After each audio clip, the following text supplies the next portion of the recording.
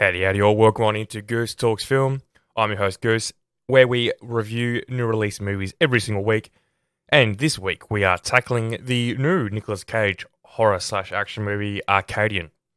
Yeah, this is a movie similar to, if you like movies like A Quiet Place, The Mist, even, in that kind of subgenre of a group of main characters kind of isolated in either an area or a building, while there's like an unknown creature hunting them or unknown presence until it's revealed later on in the film.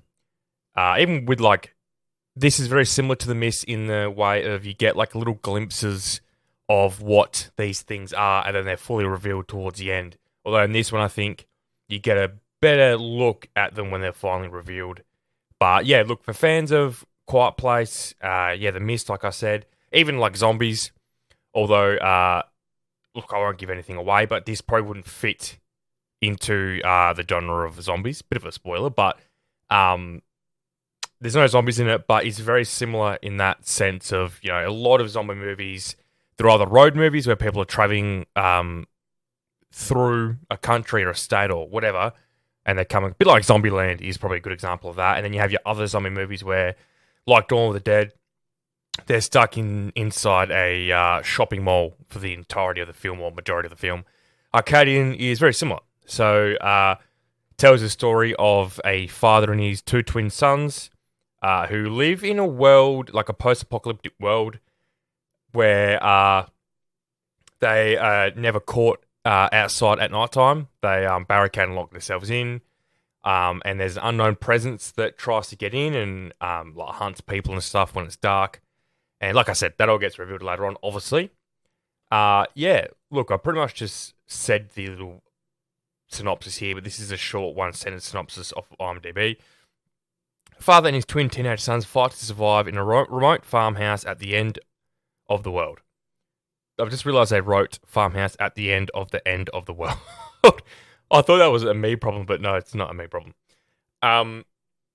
So this movie is a Nick Cage movie. I don't know if I said that at the start. I don't think I did. Yeah, so it stars Nicolas Cage with frequent collaborators Benjamin Brewer and Mike Nylon, who Mark Nylon, I'm pretty sure, is actually Nicolas Cage's agent, manager, and he produces like the last 12 of his movies. And so they're frequent collaborators. The director, Benjamin Brewer, had worked with Nicolas Cage once in The Trust. We also starred Elijah Wood. Now, in terms of Nicolas Cage movies, we all know kind of what you expect when you're tuning into a Nicolas Cage movie. Probably, I want to say 10 years, but maybe even a little bit longer, like 12 years.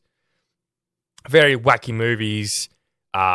Nicolas Cage chewing the scenery, overacting his ass off, but that's why we all love him. Kind of works. But I have to admit, this is probably Nick Cage's like most grounded, serious role that he's done, and in movie as well, in a very, very long time.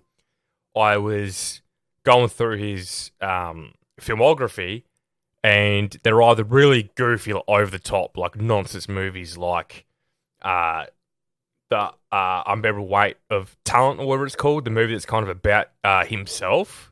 And look, that was a half decent movie, but it was, wacky and goofy as all shit. Then you have other movies like, you know, your Mandy, which was probably still is his most well received and has become a cult classic movie within the last 10 years.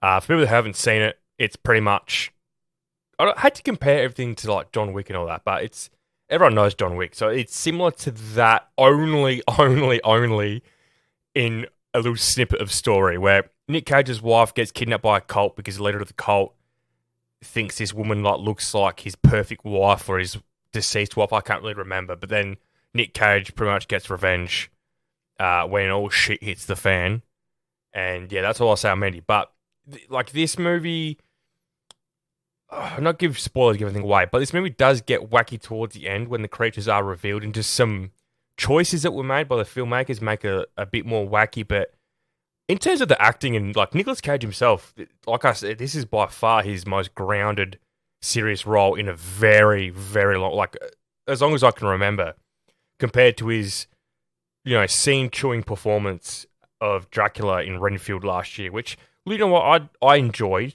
to a degree. I thought it was fun. But yeah, this is Nicolas Cage going back to what he's good at, and that's, look, he's not like so much a uh method actor, but he does take things very seriously and he does do certain things to get into roles. But it's not the full method, but it's kind of in between, I guess. But anyway, as we always do here on Goose Talks Film, I will usually rate a movie out of 3 categories if I think you should watch it, which are go see this at movies, wait until streaming, or don't bother at all. Now, this has a very limited release in North America. Don't think we got it here in Australia. If we did, it would have been very select cinemas for like less than a week. But I don't think we did. It's dropped on digital now, which is how I watched it. Look, yeah, so it's a bit hard to recommend this one because you kind of very limited to how you can see it. I think it's already ended its run in America as well. So, yeah, I would probably recommend it to watch this at streaming, and mainly for the fact that seeing this movie's, even though it's a horror movie and it has creatures and stuff, I don't think it would really amplify your enjoyment at the movies. But as I always say, I'm a big advocate for cinemas. I'm lucky that I live in a town of 32,000 people, and we have our own cinema because there's a lot of places that are large that don't have one anymore. So always make sure you're supporting your cinema. Don't just take my words as gospel. I talk a lot of shit. It's just a fun recommendation I like to do and just give people warning what they're kind of in for. But if you want to go see a movie at this cinema, then go see it. Like, don't feel as though you want to go see it and then I say, oh, don't bother, then you don't actually go. Make up your own mind. I'm just talking shit like I do, and you guys listen to it, so I appreciate it. But yeah, look, I would recommend this movie to a lot of people, even general audiences for streaming, just because it's not full-on horror. There's not a crap ton of gore. There is a bit of violence. In terms of jump scares, maybe one from memory, 1 or 2 jump scares. It more focuses on keeping you on the edge of your seat. It's like an intense thriller. It's kind of, intense thriller / horror / action. It's not full on action. That might deter people a little bit. They're thinking they're in for like a wacky Nick Cage action movie that leans into it a bit like Wally's Wonderland, where it was called, similar to Five Nights at Freddy's. That is what I would call like a wacky comedy horror action. This is nothing like that. Like I said, it takes itself very seriously. It's pretty much all I can really say on this before we get to the spoiler territory is that, look, if you're a massive Nick Cage fan, then, you're going to love this for sure. This is one of his better movies he's done. I enjoyed Renfield and all that. The only ones I've really enjoyed of Nick Cage, maybe the last 10 years, that just off the top of my head, was, I enjoyed Renfield. It wouldn't be a movie I would watch a lot on repeat or anything, but I enjoyed it. I really enjoyed Pay the Ghost, which has a very similar tone to this, and I think it shared a lot of the producers and whatnot, and I think maybe even a writer or two, but that was really fun. That's literally about Nicolas Cage playing a dad. Him and his son go out for a Halloween parade, and his son gets kidnapped by like a being, like on Halloween. They kidnap kids on Halloween, and he pretty much has to go to like, I don't want to give anything away, but I mean, look, it's been out for 8 years, but he pretty much has to go to this, I don't know, other realm or to hell or something. I can't quite remember, but I did enjoy that. That was a serious thriller, probably more so than horror, but it might lean to the horror. But if you're a big Nick Cage fan, you'll enjoy this. It's got really great acting. It's got one of the child actors from It. He's in his late teens now, and he plays one of the twin sons. Very, very good. The other twin son, fantastic as well. Great cast. A few good young actors in it as well. They get a lot of time to shine, which is great. It's only an hour and a half as well. It's about 92 minutes, including credits. So you're sitting at about roughly 90 minutes from start of the film to end of the film before credits. Oops, sorry, I just had a bit of a glitch there. I hope you guys didn't. There might be a couple of seconds of silence there. Sorry. So that's pretty much all I'll talk about for the non-spoiler stuff. So head into the spoiler territory now, and here is your warning. So we now get to delve deeper into the story and everything else. And I've got the full synopsis here, as I usually try and do in the middle of these movies, is read the full plot. The ending is very vague and leaves out a bit, but we'll touch on that, so we won't miss out on all of that. So, in the opening scene, Paul is fleeing the apparent end of civilization. With sirens and explosions in the background in a hiding spot, he cradles his infant boys, assuring them that they will be fine. 15 years later, Paul and his twin sons, Joseph and Thomas, live in a remote farmhouse. They find tranquility by day but fear the night.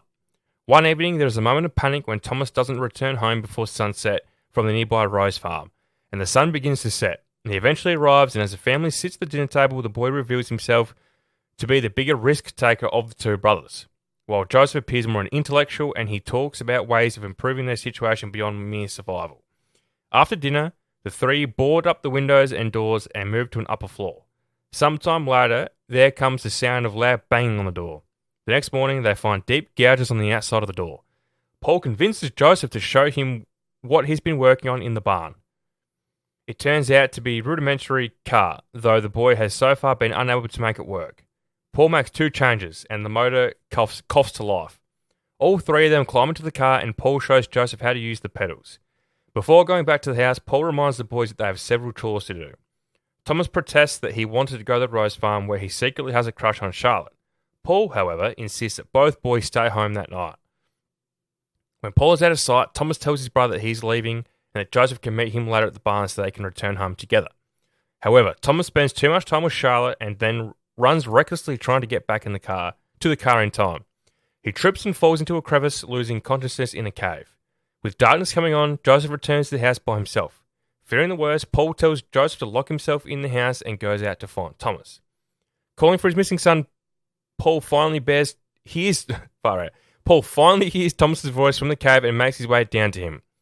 He says that they have to block the entrance as they will have to spend the night there. At home, Joseph hopes to be able to trap one of the intruders so he can study it. In the cave, ferocious creatures try to get to the men inside. Paul and Thomas manage to survive and kill some of their attackers, but Paul is badly injured. The next morning, Joseph uses a car to find them. Paul is still unconscious. The boys put him in the car and try to figure out how to help him. They decide to take him to the Rose Farm, but the parents insist they can't spare any medicine to help him. Thomas can stay with them, but Joseph will have to go back with his father. The following night, the creatures attack and kill all three parents. Both houses are destroyed. Joseph, Thomas, and Charlotte survive and leave the next day in the car in search of other people. Okay, so I'll just talk a little bit about the ending. Like I said, it was a bit vague. I was filling in a few gaps. So Thomas ends up staying at the Rose Farm, and then he ends up leaving last minute and gets to the house, I think, in time. Or he tries to, and then he gets kidnapped by the people at the Rose Farm because they know that he was given medicine by Charlotte without consent of the parents. And they lock him up and they go, shoot him or beat him up. And yeah, for some reason, then all the creatures arrive at the Rose Farm, even though they hadn't before. And there's a shit ton of them, and they pretty much kill everyone. There's a fire. Everyone dies except Charlotte and Thomas. And then Nicolas Cage's character pretty much sacrifices himself when they blow up the house to kill majority of the creatures. So, yeah. Look, I like the fact they kind of leave up to imagination, but also hinted a few things about why the world pretty much didn't end, but, got close to ending and why it's post-apocalyptic and whatnot. All we see is Nicolas Cage pretty much, obviously with supplies, I think. He's running through the city and there's shooting and sirens and everything's kind of boarded up. So I'm not entirely sure if it was a Civil War type situation or the creatures caused it or the creatures are just a manifestation of things that happened after the near end of the world. I'm not quite sure. They leave that fairly open.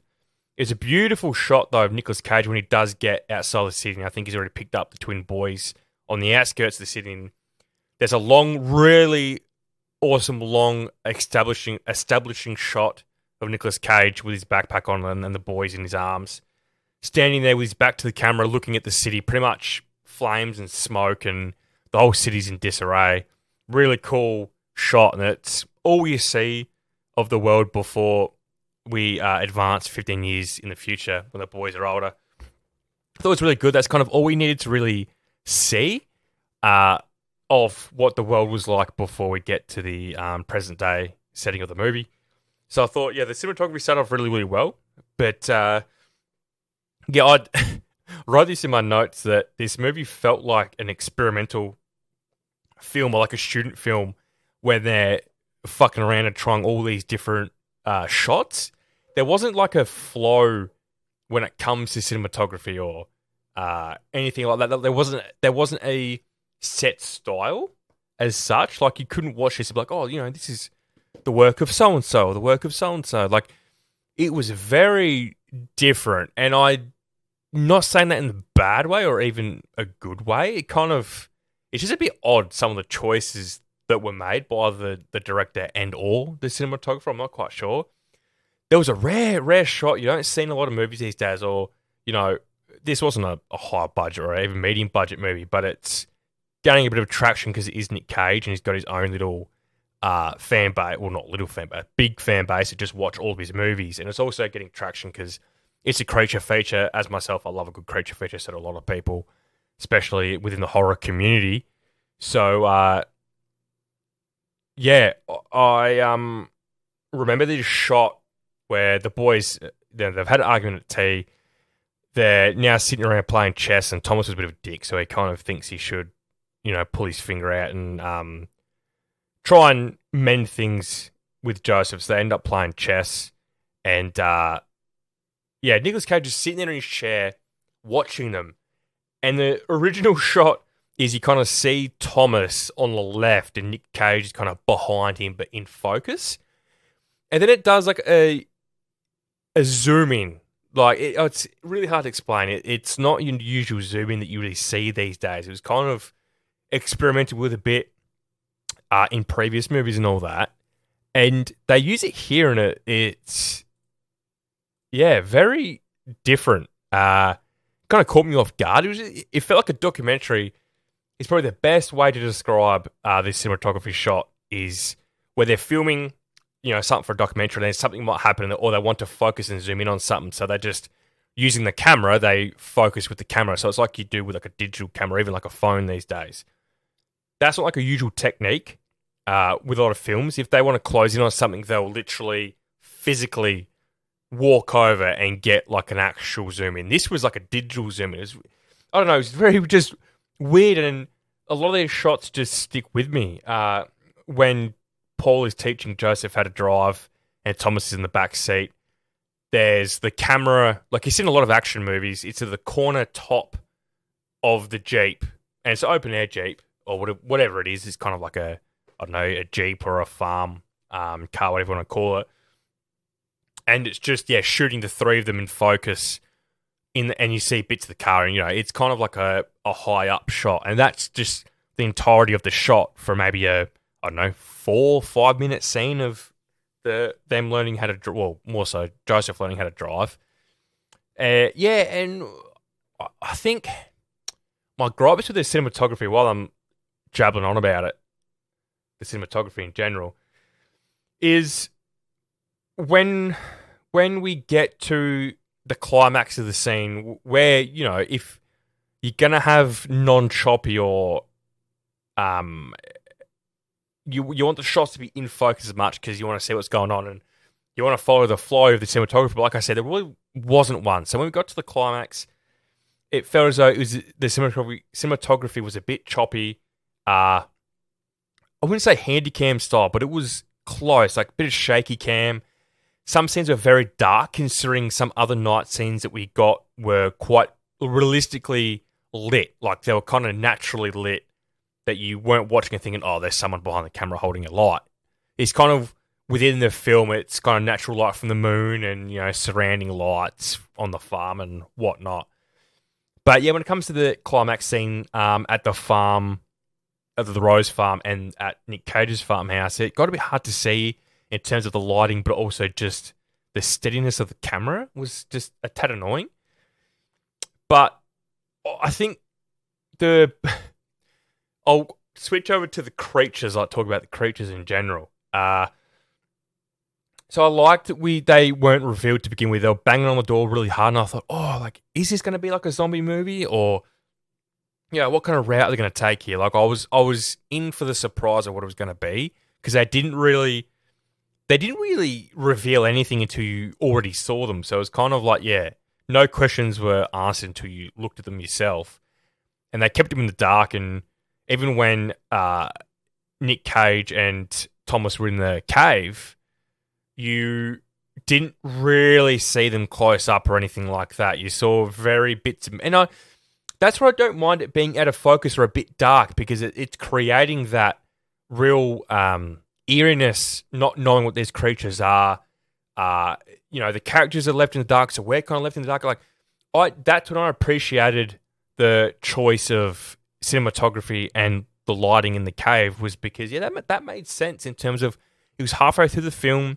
They were still trying to keep these creatures in the dark, literally and figuratively.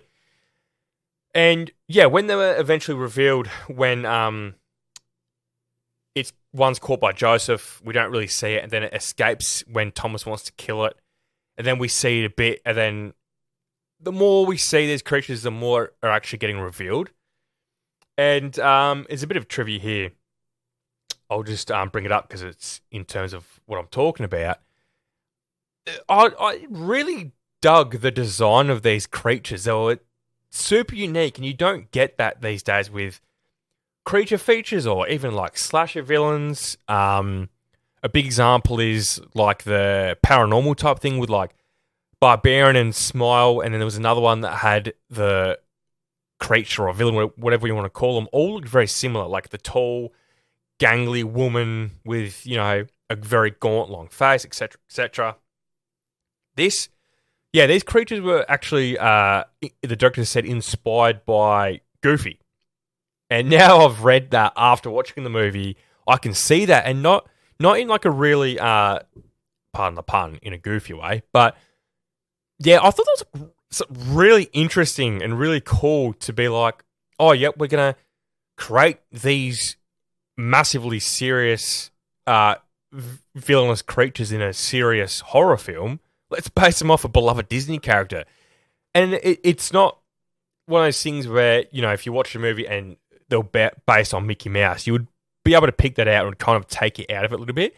This, I don't think you could guess that until you read it, and then you'd click and be like, oh shit, I can see Goofy in these, and you can see the inspiration. Not so much like these aren't, like I said, these aren't clones of Goofy. Like, you're not going to know that, I don't think, until you, like I said, find out afterwards. But I thought the design was really cool. I thought the way they snapped like their mouth and their head was like really different and quite a little bit wacky. It's not the wackiest thing they do. I'll touch on that in a second. But I thought the way they snapped their head, like pretty much just before they're about to attack, and the way they fucking eat, like devour someone, is like their stomach opens up and they kind of like fold in half, and this big like alien type mouth comes out and attacks you. That bit was like, it was okay. It wasn't great, but it wasn't terrible either. I liked the overall, just the look of these creatures when you see them at first glance and whatever. They're dark and they're hairy, but they also look like slimy, and they're all pretty much black, so they're very hard to see in the dark until we're kind of like, you get the natural light from the fires and the explosions and stuff. But I thought that was probably the highlight of the movie, was the creature design. I thought it was super, super cool. It was different. Like I said, it was a breath of fresh air. You get so sick of all these similar designs of things in horror movies, if it be, like I said, any form of villain, if it's an animal, a human, an alien, a paranormal creature, it doesn't really matter. I like that these, it helps that the director of the movie was also the lead VFX person, and he was also the lead visual effects, or one of the lead visual effects people on Everything Everywhere All at Once. So, this dude's got experience. Benjamin Brewer is the director. So, and I thought he did a half decent job. I'll touch on him later with the overall ratings at the end. But I thought in terms of creatures, is really cool. I thought the wackiest thing they did, and probably the wackiest thing in the entire movie, was something straight out of fucking Ghoulies 2, I think it was. Or Gremlins 2. No, I think it was Ghoulies. Ghoulies 1 or 2. Where they bunch up in a big ball and they roll. In a bowl, I should say, and roll. Well, they kind of do this. The creatures do that in this movie, but it's more like a wheel shape. So it looks like a big giant wheel rolling towards it, but it's these creatures and they jump off one by one. It was like the weirdest fucking thing, and it come out of complete nowhere, like in a very hectic, serious scene of the Rose farm building, like all the rooms and shit are on fire. There's things exploding, people are getting attacked and killed. And through the front gate rolls this big fucking creature wheel with these things jumping off one by one, attacking people. I'm like, that is completely out of left field. Like, that is just so wacky that I kind of appreciated it. It could have gone one of two ways, right? It would have could have ruined the movie for me or ruined the climax, or it was wacky, goofy fun that I kind of appreciated that they kind of took the risk at doing. Because it's like, I haven't seen anything like that since Ghoulies. And for everyone that sees Ghoulies, it's like a 5 or 10 times more corny, cringier version of Gremlins. And a slightly better version of Hobgoblins. But please don't ever watch that movie. It's like the worst movie I've ever seen.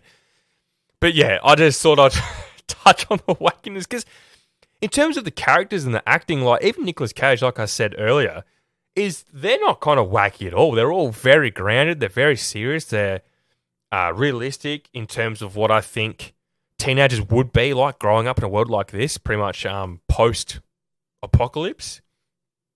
And Nicolas Cage, I can't even think of one scene where he was like overly cringy or goofy like the Nicolas Cage we'd gotten to know. And this reminded me of like early 2000s Nick Cage, where he was doing a bit more serious roles. I wouldn't say Oscar baiting. I think Nicolas Cage has never really Oscar baited before, but he was definitely playing roles that were going to be taken seriously and whatnot. But yeah, the acting overall was really, really great. I thought, yeah, the two brothers, like I touched on earlier, great job. I thought they had wicked chemistry, even though they didn't really look alike, but not all twins look alike. We all know that. Identical, not identical. But they definitely had chemistry of real-life brothers. So I thought the casting was great, but then also the acting from that was great. And Nicolas Cage, yeah, come off as a really good father figure in this, and like I said, a realistic version of what a dad could be like in a post-apocalyptic world like this. Yeah, I thought some of the scenery and stuff was really good. Like there's when Thomas and Joseph are both off, like Thomas is at the farm and Joseph is at the shipwreck and he's getting like metal and all that, and then the car won't start, but eventually does. Nick Cage is off kind of exploring, and he's like kind of smoking up against a tree with the waterfall in the background behind him, and he's in the focus of this like long shot. Really cool, just nice cinematography, soaking up and using like the real life world that they were using. Like this was, I'm trying to think of where this was filmed.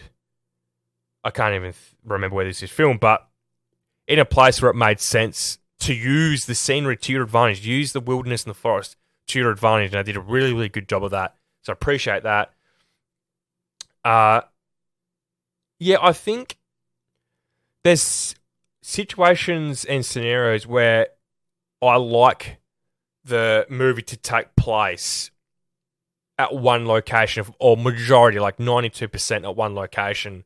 And this majority does, it kind of floats between the family farmhouse and the Rose farm, and a bit of wilderness in between. And then you also have the coastline of the shipwreck, or I should say docked ship, that Joseph explores. I thought this benefited them going out and exploring multiple times. Obviously, it created that conflict of Thomas not being home in time and then falling in the cave and hitting his head, and Nick Cage having to go and save him, and they spend the night in the cave because it's too dangerous to leave the cave at night. I thought, yeah, that benefited the story, it benefited the characters, it benefited multiple things. It obviously set the scene of them wanting to tell the story of what these boys could and would do if their father was pretty much essentially in a coma for the second half of the movie. We see a lot of Nicolas Cage in the first half, and I think they did that on purpose to lay the groundworks of the three-way father and son relationship, and set up certain things for the plot and the story, and then they kind of bench Nick Cage for the second half. Then he kind of has his, 6-7 minutes of fame towards the end before he bites the dust. I thought that was fine. I thought it was good. It wasn't like an Eric Stoltz Anaconda where he's pretty much in a coma at the bottom of the boat for like 97% of the movie. We got a lot of Nick Cage, so if you're watching this for Nick Cage, then you obviously won't be disappointed or weren't disappointed. I thought he didn't even carry the movie as such, but I thought the scenes where he was in was really good. I don't really have a bad thing to say about Nick Cage, or don't really have anything bad to say about acting in general. Like there wasn't any award-winning performances or anything crazy like that, but I definitely thought that the casting was brilliant, and I thought also the writing really helped the characters as well in terms of their dialogue and their character development. So good job to everyone involved there. I think a big flaw that I noticed, it doesn't really matter too much. It kind of irked me a little bit, and I understand why. I'll talk about the scene first, and then I'll understand why I know they did it. It's still kind of frustrating that we see at the Rose Farm, they have quite a lot of livestock and cattle, and like, so they have sheep and cows, a lot of. It's never explained why the creatures haven't wiped them completely out, why they haven't attacked them. It didn't show they got locked up at night or anything. Like it was at almost sundown, and everyone's getting inside the Rose Farm and like locking up, and you can see the cattle and stuff in the paddock still.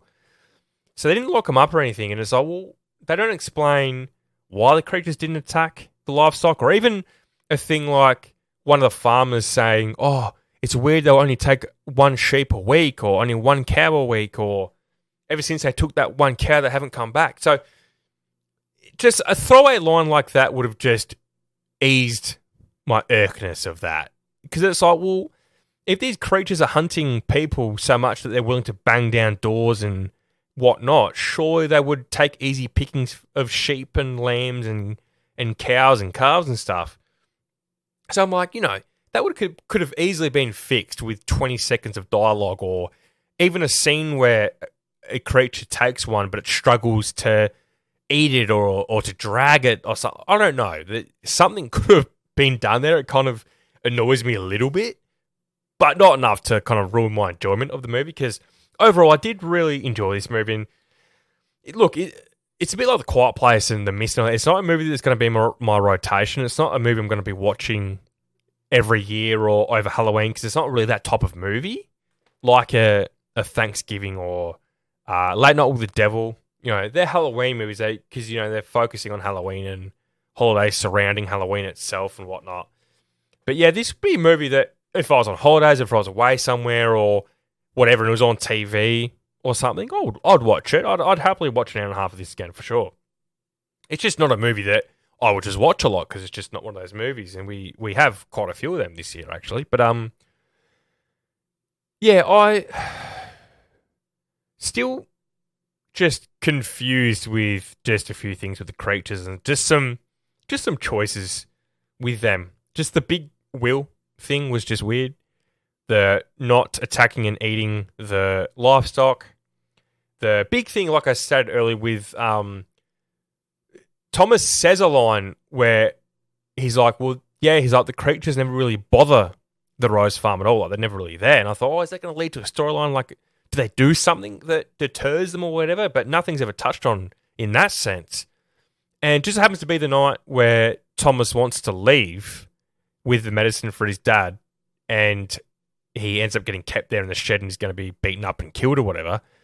That just happens to be the night where like every fucking creature in that area rocks up at the Rose Farm and kills everyone. Like, that's not explained as to why. Like, all we needed was something, again, a throwaway line of Thomas or someone saying, oh, they've got my scent now or something, or they've gotten close to feeding on me, that they're not going to stop until they kill me. That's why they followed me to Rose Farm. That's why they're all attacking.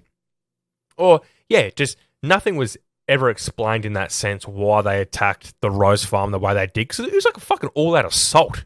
Like, there was like over 30 of these things. And one was like laying an egg or some shit in a bath in a fucking very weird and disgusting scene. But yeah, look, overall, I did enjoy this movie. Like I said, there was a few things that kind of bothered me and irked me with certain things. Like I just started just some questions not being answered that could have been. Like there's questions that don't need to be answered, like what happened to the world, like why they're living in this post-apocalyptic world. Was it the creatures? Was it like civil war? Was it a disease? Or that doesn't need to be answered because the focus of the story is this small family of people are surviving a post-apocalyptic world. They get hunted at night. They don't have a lot of freedom as such, and there's some tension within the family. That's what they're focusing on, and they're trying to survive from these creatures. But it's just some of those questions within that story they were telling just weren't answered, and it was just a bit annoying. But I liked the shot of Joseph going in the ship, and we saw a very brief shot of the coastline and then some of like the decayed city. And it really shows you like that this is like full post-apocalyptic. Like there's not many people alive at all. Because which I think I appreciate. I like the fact that they didn't come across any bandits or any of these people, a bit like in the Fallout TV show, like that kind of thrive in this environment. Like they kidnap people and they steal their shit. And there was none of that in this movie, like pretty much whatsoever, which I appreciated because it wasn't needed. It wouldn't have added anything to the story. So I liked the fact that the conflict that Joseph has is the car doesn't start, but then it does, but then he can't find Thomas because he's not at the meetup point. So that's the choices I appreciated. There's also some that I didn't, that I've already stated. I think that's pretty much all of my notes that I wanted to touch on. And yeah, so we'll, like we do here on Goose Talks Film, I like to rate each movie out of 4 categories. Each category is rated out of 5. And the categories are directing, writing, acting, and cinematography. And the overall rating will then go towards the end of year countdown list, which will be the top 10 rated movies on the podcast and the bottom 10 movies rated on the podcast. So, as I always state, the top 10 and bottom 10 are only going to be movies that I cover on the podcast. So, there's going to be amazing movies that are left off on both lists. And that's because I haven't reviewed them on the podcast. That's going to be solely to this. And I might do a separate list, like a special episode of the podcast where I'll list my 10 favorite movies of the year or something, which would just be movies I've watched that come out this year that weren't necessarily covered on the podcast. But yeah, we'll get to that later on in the year. But yeah, we'll go directing. I think there was some really good choices. I thought there was some decent choices. I thought there was some bad choices in terms of the directing. And I mean, because he did both. I'll lumber in a bit of the VFX. I thought the VFX were overall good, especially like I said, the design of the creatures was really cool. And yeah, I thought the overall direction of the movie, I think, like I said, the choice of picking the climax to be the scene where the lighting's not as good and the camera work isn't great, that comes down to both the director and cinematography. But yeah, it kind of holds it down a little bit. So I'll go 3.25 out of 5. Probably around the average mark, I think is decent.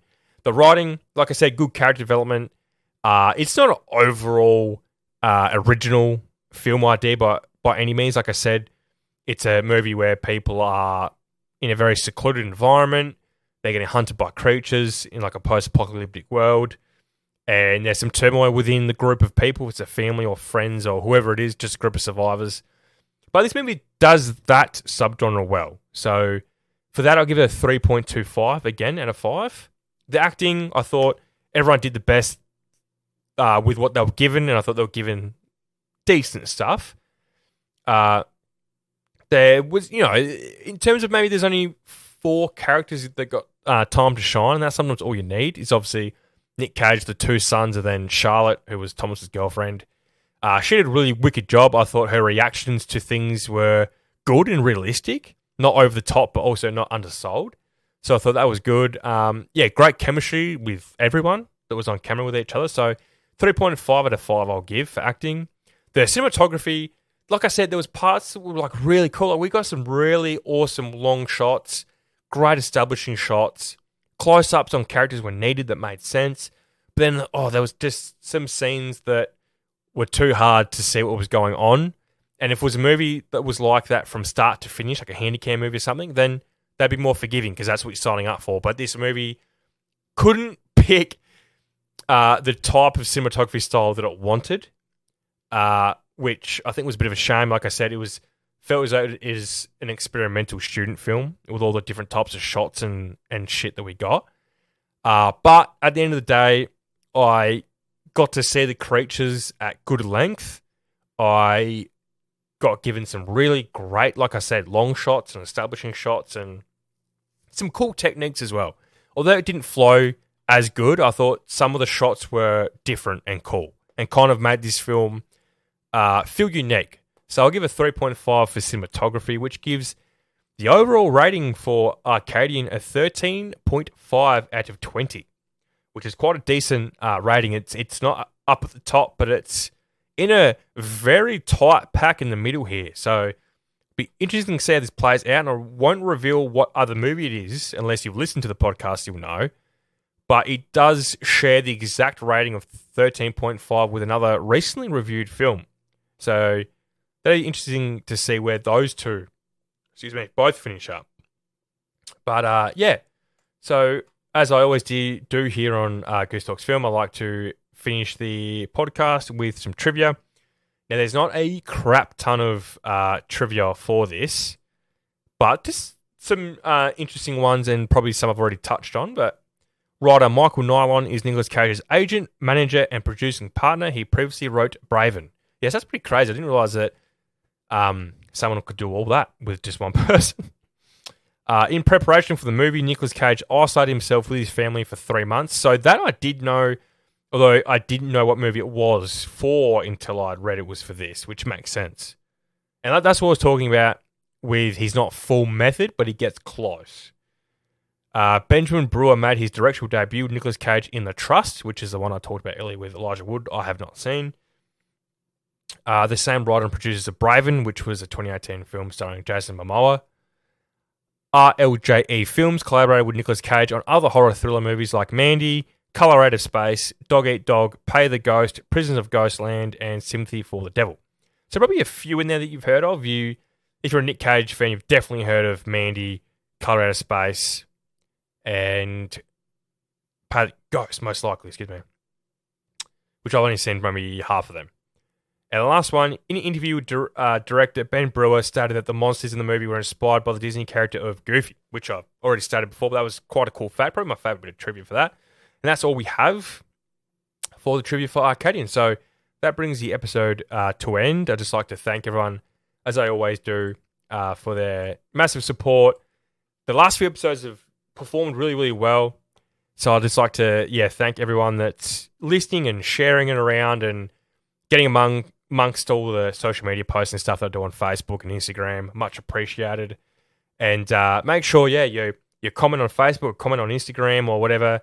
Give your reviews or your thoughts on movies or agree or disagree with what I've said about movies. Even comment or send me a direct message about upcoming movies coming out to cinemas that you would love for me to cover. I'd love to take recommendations for sure. And make sure you're following and liking and doing all the following and subscribing you can for Goose Talks Film across all social media platforms and over on YouTube Music, Audible, Amazon Music, and Spotify. I'm working on getting on all the other podcatchers. So thanks for all your love and support, guys. Much appreciated. And as always, make sure you watch those movies. I'll catch you later.